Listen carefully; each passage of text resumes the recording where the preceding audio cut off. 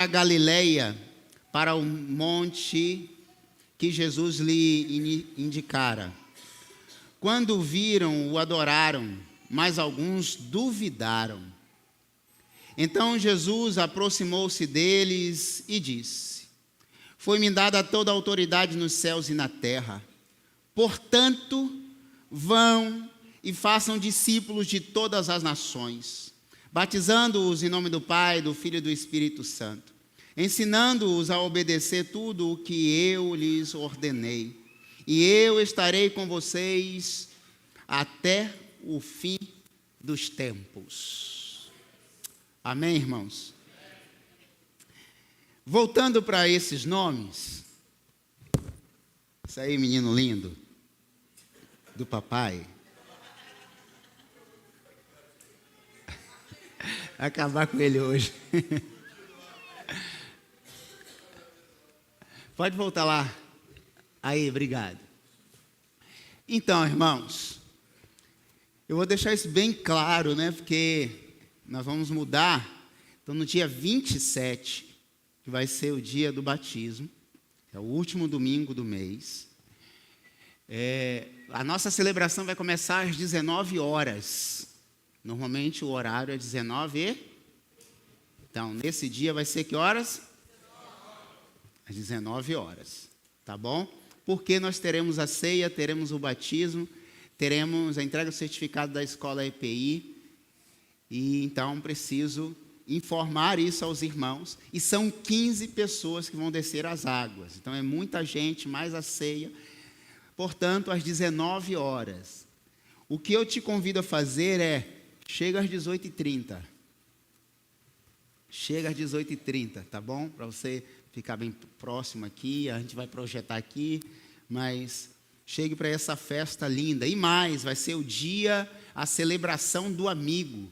As células vão estar envolvidas, fazendo a célula do amigo durante essa semana do batismo, dia 27, e convidar todos os nossos amigos e familiares para esta celebração final de julho, transicionando aí para o segundo semestre, vivermos o nosso segundo semestre. Fechando o primeiro, com esse batismo, nós teremos nosso terceiro e último batismo só em novembro. Se você não pudesse batizar agora, você pode batizar em novembro, se assim, claro, Deus permitir.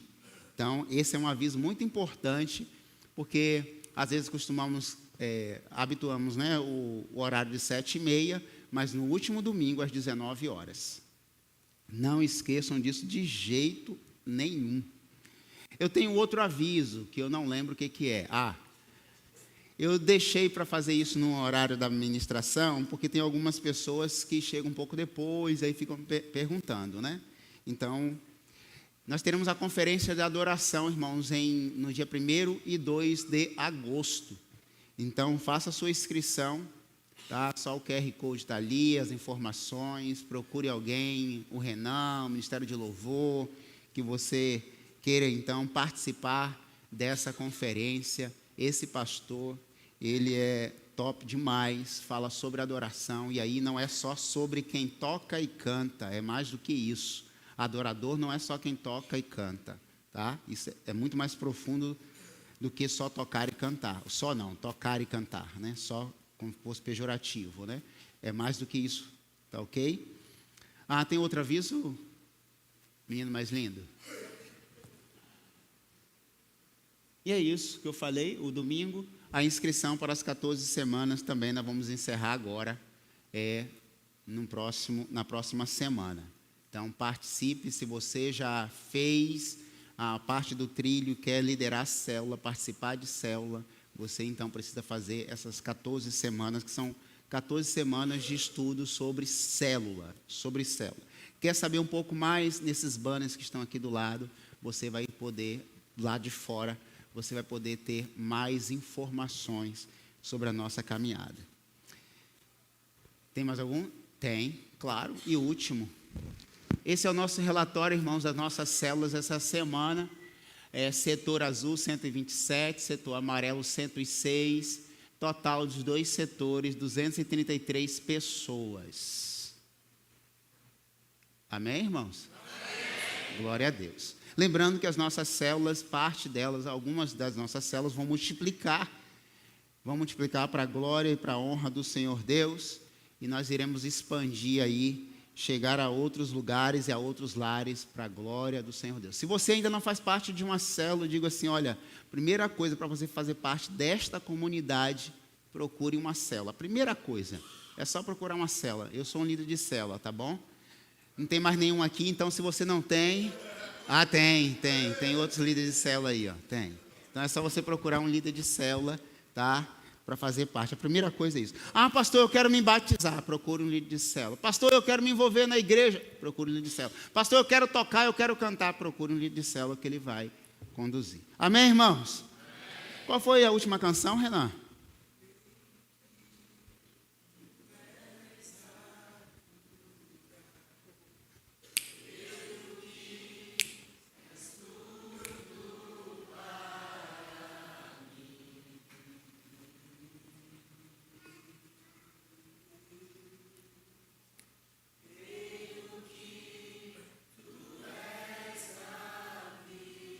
Jesus.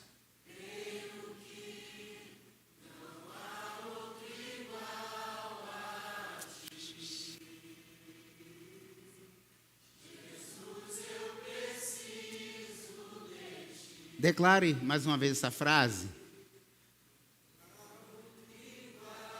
Ah, Jesus. Você precisa de quem?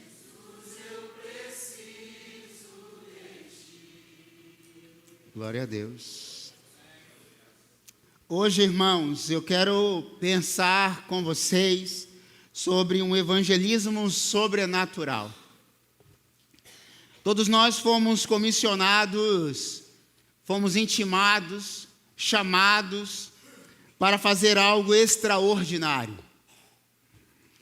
E eu quero te convidar essa noite a pensar nesses versículos que lemos do capítulo de Mateus 28, verso 16 ao verso 20. Essa é a chamada grande comissão. Todos nós fomos chamados. Alguns acreditam que um chamado específico. Como eu disse na nossa vigília essa semana, ontem especialmente, que li uma frase quando uma missionária, alguém perguntou, como foi o seu chamado? Ela disse, eu não fui chamada. Eu fui comissionada, ou seja, eu só cumpri o ID de Jesus. Ele disse, vão e façam discípulos de todas as nações. Ele não disse isso para pastores, ele não disse isso para missionários, ele não disse isso para uma pessoa específica, com uma habilidade específica. Ele disse isso para todas as pessoas que de fato entenderam que o evangelho precisa chegar a todas as nações, a todas as pessoas. Todos nós fomos chamados para pregar o evangelho, e esse evangelho, ele é sobrenatural. Ele não é natural. Ele não é de uma coisa que eu e você imaginamos no nosso intelecto e projetamos e falamos e pregamos. Ele na verdade nasceu no coração de Deus. Foi um projeto de Deus, chegou até nós e possamos então propagar e pregar esse evangelho para todas as pessoas. Se eu e você estamos aqui, porque um dia alguém pregou o evangelho para todos nós. E o que você está fazendo aqui nessa noite é ouvir desta palavra, desse compartilhar de Deus. Esse evangelho, ele é sobrenatural. Esse evangelho não pode ser natural porque ele não foi feito por mãos humanas. Esse evangelho é sobrenatural porque Deus projetou nele o seu próprio Espírito. Esse evangelho não foi escrito por mãos humanas, mas foi inspiração de Deus. Todos os mais de 40 homens inspirados por Deus escreveram essas palavras que hoje todos nós denominamos e chamamos como Bíblia, a palavra de Deus. Se tem um livro, irmãos, que é tão atual, segundo Billy Graham, quanto o jornal, essa frase já não é mais atual, é a própria palavra do Senhor Deus. Qualquer notícia que você ouvir agora nas redes sociais, Certamente ela já não é mais tão atual, mas a palavra de Deus, escrita há mais de 2000 anos atrás, ela é tão atual quanto qualquer notícia, porque ela fala da minha jornada, da sua jornada, antes mesmo que viéssemos a existir. Se você está aqui, Jesus Cristo já orou por você. João capítulo 17 diz assim: Pai, eu rogo por aqueles que ainda crerão em mim. Jesus já orou por você antes de você existir. Se eu e você estamos aqui pela graça de Deus, misericórdia de Deus, porque esta palavra foi pregada à minha vida e à sua vida. E Jesus está falando nessa noite que este evangelismo é sobrenatural. E eu quero apontar aqui nesse texto algumas verdades sobre esse evangelismo sobrenatural. Podemos perceber no verso 18 que a primeira coisa que nós entendemos aqui no texto é que creia na autoridade absoluta de Jesus. Irmãos, eu vou tomar água porque ela está ungida. Nós nos submetemos a algumas autoridades. É interessante que ninguém vai diante de uma autoridade parlamentar ou diante de um juiz de qualquer jeito, falando de qualquer jeito, e nós acreditamos numa sentença de um juiz. Na verdade, nós nos submetemos a essa sentença, caso contrário, algumas punições, podemos até recorrer a algumas delas. Quando você, na verdade, é intimado por um juiz, você tem que comparecer. Se não comparecer, a polícia vai na sua porta e te leva. E talvez eu esteja falando com alguém aqui, tem a polícia? Não tem não. Mas há uma autoridade maior. Há uma autoridade absoluta. Que ele diz assim: foi-me dada toda a autoridade nos céus e na terra. E às vezes nós temos dificuldades de entender e de nos submeter a esta autoridade que é o nome de Jesus. Se você de fato quer viver o sobrenatural por meio dessa grande comissão, primeira coisa, creia na autoridade absoluta de Jesus. Assim como você e eu nos submetemos à autoridade dos homens, das mulheres, precisamos nos submeter essencialmente à autoridade, ao nome de Jesus. Mas pastor, se eu não submeter a autoridade dos homens a algumas sanções, eu posso ir preso. Se você não pagar a pensão, paga a pensão. Porque isso dá cadeia. Dá cadeia. Mandou fazer FIA e agora paga a pensão. Vai preso. Mas nós não nos preocupamos com a autoridade que tem a capacidade de nos retirar do inferno. Tem gente que tem medo de ir para a prisão, mas não tem medo de ir para o inferno. Porque a prisão você pode até sair de lá, mas o inferno, uma vez que foi, jamais sairá. Quem tem autoridade para não permitir que você vá para lá, nem eu? Jesus. É Ele quem tem a capacidade de interceder junto ao Pai. Segundo o apóstolo Paulo, só há um intercessor: Jesus. Ninguém. Nem Maria, nem Pedro, nem João, nem Antônio, nem Lucimar, nem Renan, ninguém tem autoridade na terra nem no céu, a não ser o nome de Jesus. Só chega no céu através do nome Jesus. Por isso que ele disse: foi-me dada toda a autoridade nos céus e na terra. É Ele que vai ser o porteiro lá no céu, digo eu por essa metáfora. É Ele que vai dizer assim: Antônio, Lucimar, Vou pensar umas 2 vezes, mas pode entrar. Não é pelo rostinho bonito. Coitado. Não é pela capacidade de se comunicar. Não é porque preguei 1, 2, 3, 19, 20 anos. Não. Não é, irmãos. É pelo fruto. E o primeiro fruto que eu e você devemos produzir é fruto de arrependimento. O João pregou: arrependei-vos e credes no Evangelho. Essa foi a mensagem de João. Um pregador eloquente, um pregador poderoso, só tinha uma frase: arrependei-vos. E aí, eu não vou falar outra parte que ele falava, senão os irmãos vão se sentir ofendidos. Mas essa era a mensagem.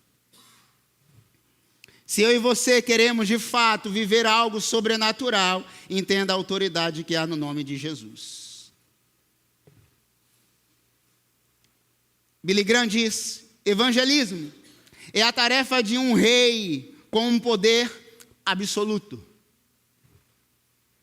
Essa convicção destrava a coragem daqueles que de fato creem na autoridade do nome de Jesus. Ele tem autoridade nos céus e na terra.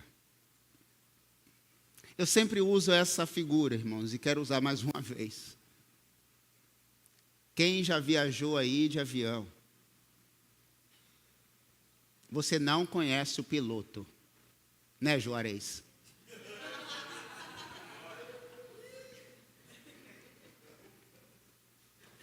Nós fomos a BH recentemente. Dos irmãos aí, alguém consegue lembrar o nome do piloto? Oi? Nunes. Tinha um Renan lá também, não tinha? Aí eu falei assim, só faltava ter estudado no Lira. Nós viajamos, irmãos, para BH. Muitos aí já fizeram viagens e tal. Mas nós não sabemos o piloto. Às vezes o nome conhecemos, mas não sabemos a história dele. Se naquele dia ele brigou com a mulher dele. Isso é sério. Isso é muito sério. Mas nós colocamos o destino da nossa vida na mão de uma pessoa desconhecida. Olha que é uma viagem rápida, de 45 minutos. Mas existem viagens de 24 horas. Não direto, claro, né? Você entrega o seu destino da sua vida na mão de uma pessoa que você não conhece. Não sabe a história de vida dela. Se ela bebe, se ela fuma, se ela está em depressão, se ela... enfim. Mas uma pessoa conhecida há mais de 2000 anos atrás, comprovada biblicamente e cientificamente que existiu. Tem pessoas que dizem assim, duvido. Mas colocar o nosso destino na mão de um desconhecido. E mais, irmãos. Quem já fez algum tipo de cirurgia, mais simples ou mais grave possível? Você já foi numa mesa de cirurgia com uma equipe médica que você não conhece. Que é capaz de abrir o seu corpo, mexer nos seus órgãos, costurar você. E você, agora eu vou dar graças a Deus. Mas não tem coragem de entregar a sua vida àquele que te deu vida. Porque nós confiamos mais naquilo que vemos do que no que cremos. Porque a minha fé não pode ser medida pelo que eu vejo, mas pelo que eu creio. E eu creio mais na autoridade de Jesus do que na capacidade dos homens. Porque a capacidade dos homens vem da autoridade de Jesus. Mas há um segundo princípio nesse texto. É preciso romper com o medo da expansão. O sobrenatural exige movimento. O sobrenatural exige movimento. O texto nos diz, versículo 19, portanto, ide. E todos nós sabemos que aqui no original não é ide, é indo. Enquanto você está caminhando, faça. A vida, irmãos, ela é movimento. Quem para, morre. Quem fica parado, morre. Quem não se movimenta, o seu corpo é movimento constante. Você já parou, já esteve no ônibus, e tem uma explicação física aí, eu não vou gastar a minha física com vocês, claro. Mas tem uma explicação que quando você está no ônibus, que o ônibus para, o seu corpo continua.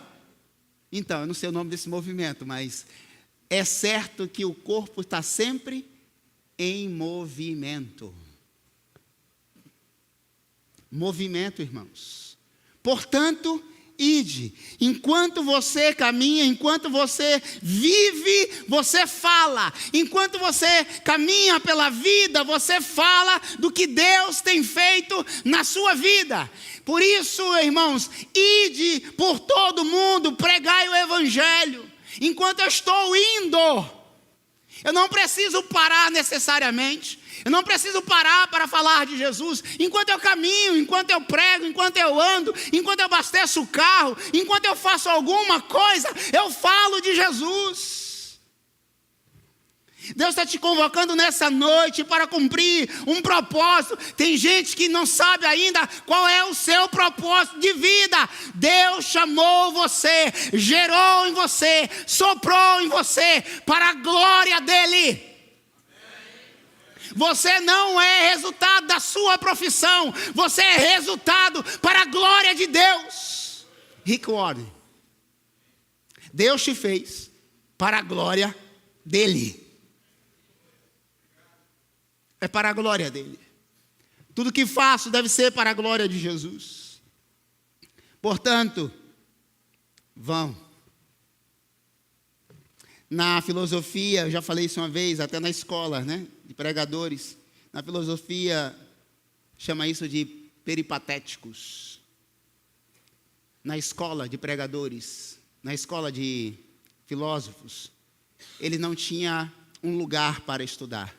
Levavam esse nome porque, enquanto o filósofo ia à frente, os alunos vinham atrás, o filósofo ia conduzindo as ideias, produzindo as ideias filosóficas, e os alunos iriam aprendendo. Parava embaixo de uma árvore e ensinava filosofia. Parava numa ágora, numa praça, e ensinava filosofia. Peripatéticos. O que Jesus está dizendo é: enquanto eu caminho, eu prego, eu falo, eu ensino, eu ministro, eu curo.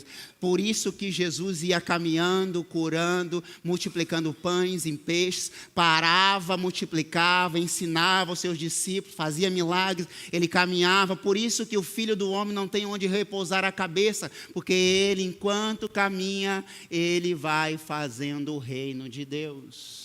O reino de Deus é movimento. Se você para, a obesidade vem, a morte é consequência espiritual. Alguém se identificou? Terceiro, façam discípulos. É uma transformação contínua. Fazendo discípulos de todas as nações. Fazendo discípulos de todas as nações. Irmãos, há uma diferença muito precisa entre ser discípulo de Jesus e membros de uma igreja. Ser membro de uma igreja é administrativo. Passa em uma ata e é membro de uma igreja. Ser discípulo de Jesus é você imitar o que o seu mestre fazia. Você sabe quem era discípulo de Aristóteles, discípulo de Platão, discípulo de... Você sabe quem era discípulo um do outro ali? Quem é discípulo de Jesus? Discípulo é aquela pessoa que imita o que o mestre está fazendo. Portanto, vão e façam membros de todas as igrejas. Não, vão e façam discípulos de Jesus. Cópias de Jesus, Gonçalves. Eu preciso fazer o que Jesus fazia, eu preciso ser o que Jesus era. A pergunta é: será que eu e você temos sido? Será que eu posso dizer, como o apóstolo Paulo, sejam meus imitadores, como eu sou de Jesus, eu sou discípulo de Jesus, a ponto de dizer assim, olhem para mim e vocês vão ver Jesus. Muitos.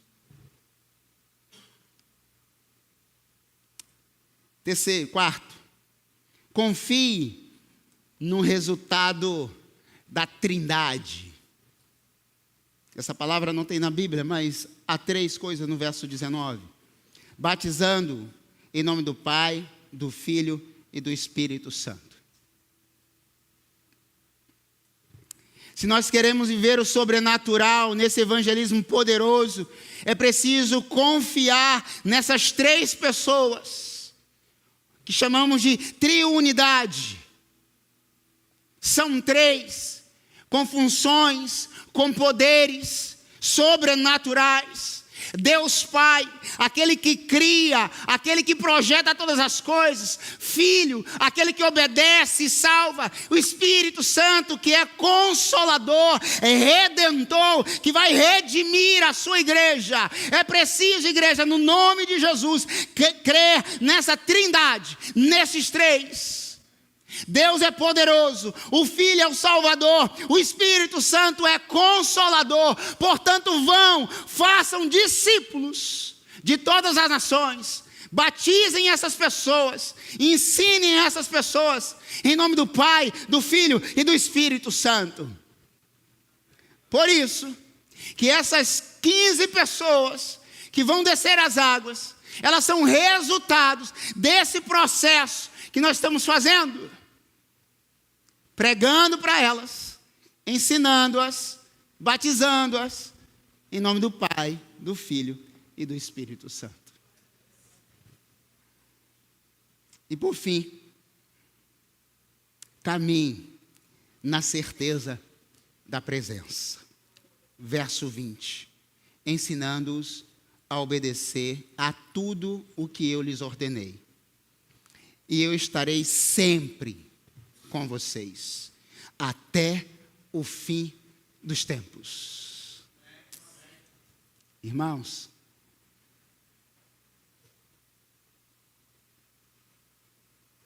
eu jamais vou falar isso com vocês. Eu estarei com vocês até o fim dos tempos. Alguns vão dizer, graças a Deus. Mas Jesus diz, estarei com vocês até o fim dos tempos. Tem pessoas que param a caminhada. Tem pessoas que culpam outras pessoas. Tem pessoas que desistem muito facilmente. Tem pessoas que justificam ou tentam se justificar.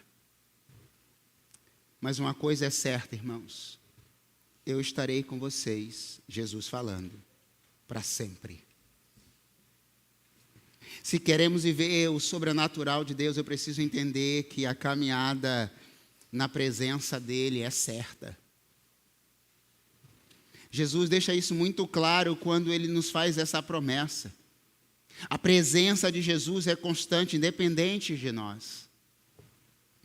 Às vezes algumas pessoas pensam em parar a vida cristã ou a vida. Algumas pessoas acham que está difícil demais seguir o Evangelho ou servir ao Senhor Jesus. Irmãos, eu quero ser sincero com cada um de vocês. A vida, como diz o filósofo, não é para amadores. Porque a vida não é fácil. Viver é perigoso. Mas parar, jamais. Portanto, Jesus está dizendo assim, olha, está difícil a sua jornada?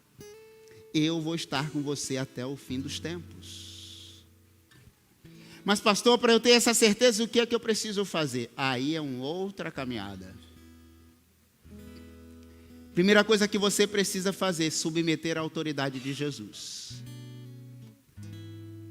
Ele vai estar com quem deseja estar com Ele, e nele, e por Ele. Nada é forçado. Quem quiser vir após mim, negue a si mesmo, tome a sua cruz e me siga. Ninguém é forçado. Ninguém é forçado a seguir a Jesus. Muito pelo contrário, eu me coloco à disposição para servi-lo. Então a primeira coisa que você precisa fazer para entender que vai ter sempre esta promessa de Jesus com você até o fim dos tempos, se submeta à autoridade de Jesus. Segundo, o texto nos diz, é preciso obedecer a tudo o que eu lhes ordenei. Seja obediente, porque nós como filhos, nós somos rebeldes. Não vou usar rebelde não, porque rebelião é meio demoníaco o negócio, né? Não vou usar rebelde não. Nós somos desobedientes. Obrigado. Oi? É mais suave, né? Rebelião é muito pesado. Nós somos desobedientes, irmãos. Eu vou fazer uma pergunta aqui. Todos nós somos filhos. Quem nunca desobedeceu ao seu pai? Não precisa levantar a mão. Senão vai nos humilhar. Senão vai nos humilhar. Eu vou ficar mal na fita. Senão eu vou ter que mentir. Eu não vou mentir, né? Levantar as mãos. Mas quem já desobedeceu? Quem já desobedeceu a pai e mãe? Em algum momento da vida?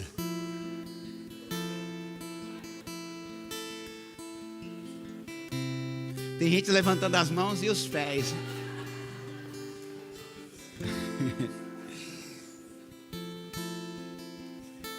Olha lá, tem um bebê levantando a mão ali, ó. Pois é, irmãos. Se nós queremos essa promessa de Jesus, eu estarei com vocês até o fim dos tempos. Se submeta à autoridade, obedeça a Jesus. Sabe o que ele diz? Eu prefiro obediência do que sacrifício. Você não precisa sacrificar nada. Você não precisa sacrificar a sua vida. Você não precisa sacrificar nenhum cordeiro, nenhum carneiro, nenhuma ovelha, nada. Você não precisa sacrificar o seu tempo. Não, porque ele diz que ele gosta de obediência e não sacrifício. Porque o sacrifício ele já fez. Então, no nome do Senhor Jesus, você precisa submeter à autoridade, ser obediente. Terceiro e último, confiar na promessa. Até o fim dos tempos. Quando vai ser o fim dos tempos? Não sei. Não sei. Quando que vai cessar o fim? Não sei. Não nos foi revelado. Assim, Jesus está nos ensinando nessa noite que é essa noite que você precisa submeter à autoridade, obedecer e fazer isso hoje, porque o fim, eu não sei. Ele não disse quando seria o fim.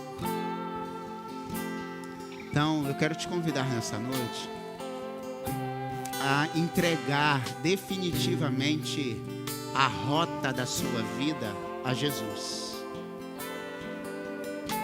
O seu destino na vida daquele que é capaz de dar um destino final e eterno a Jesus. É Jesus.